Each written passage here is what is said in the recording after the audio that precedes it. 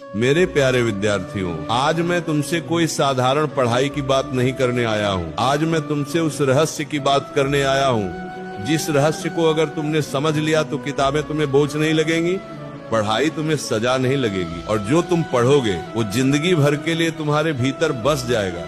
आज का प्रश्न बहुत छोटा है लेकिन इसका उत्तर बहुत गहरा है। किस समय पढ़ने से पढ़ा हुआ कभी नहीं भूलता। ध्यान से सुनना, क्योंकि आज जो बात मैं कहने जा रहा हूँ वो सिर्फ परीक्षा पास करने की नहीं है, वो तुम्हारा भविष्य बनाने की बात है। याद रखने की शक्ति किताबों में नहीं, मन की अवस्था में होती है। बच्चों, अधिकांश विद्यार्थी ये गलती करते हैं कि वो सोचते हैं अगर मैं ज्यादा घंटे पढ़ लूँ तो याद हो जाएगा। लेकिन मैं तुमसे पूछता हूँ, क्या कभी ऐसा नहीं हुआ कि तुमने 5 घंटे पढ़ा और अगले दिन सब भूल गए?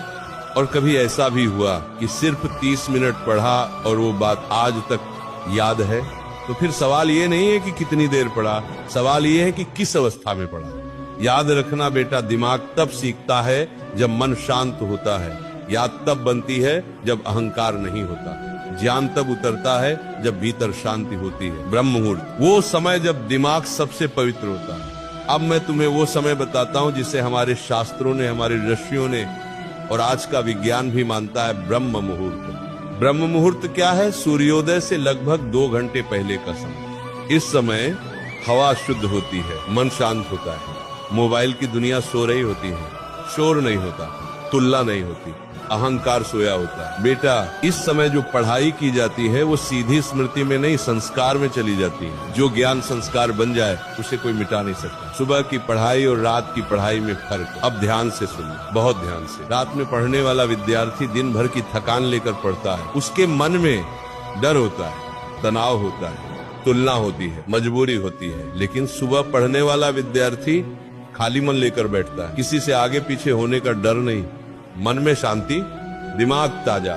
इसलिए सुबह की 2 घंटे की पढ़ाई रात की 6 घंटे की पढ़ाई से ज्यादा शक्तिशाली होती है। वो सबसे खतरनाक गलती जो याददाश्त खा जाती है। बेटा, अगर तुम्हें शिकायत है कि तुम्हें याद नहीं रहता तो पहले ये देखो, क्या तुम पढ़ते समय मोबाइल पास रखते हो, बार बार नोटिफिकेशन देखते हो?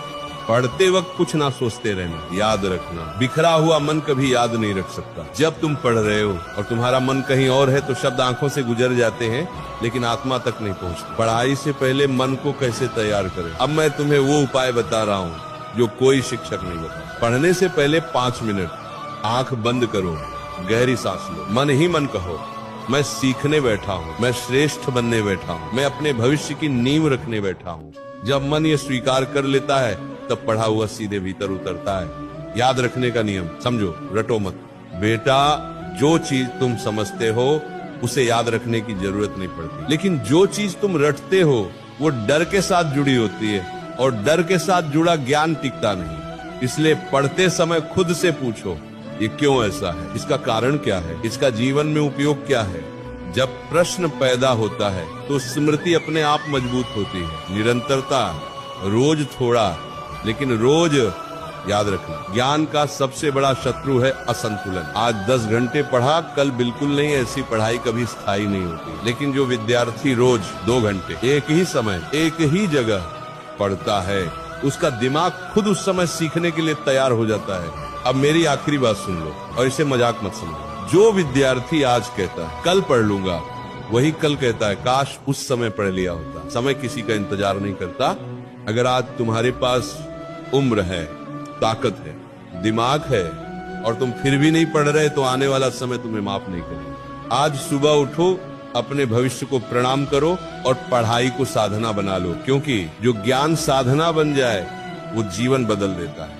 अगर मेरी बात दिल तक पहुंची हो तो आज से ही समय बदल दो, क्योंकि सही समय पर की गई पढ़ाई पूरी जिंदगी को रोशन कर देती है। जिस उम्र में तुम्हें किताबों से दोस्ती करनी थी, अगर उस उम्र में तुमने बहानों से दोस्ती कर ली तो आने वाली उम्र में तुम्हें आंसुओं से दोस्ती करनी पड़ेगी। समय किसी का इंतजार नहीं करता बेटा। जो आज सुबह सोता रहा, कल जिंदगी उसे झकझोर कर जगा देगी, लेकिन तब तक बहुत देर हो चुकी है। आज तुम्हारे पास आंखें हैं देखने के लिए, दिमाग है सोचने के लिए, हाथ है मेहनत करने के लिए।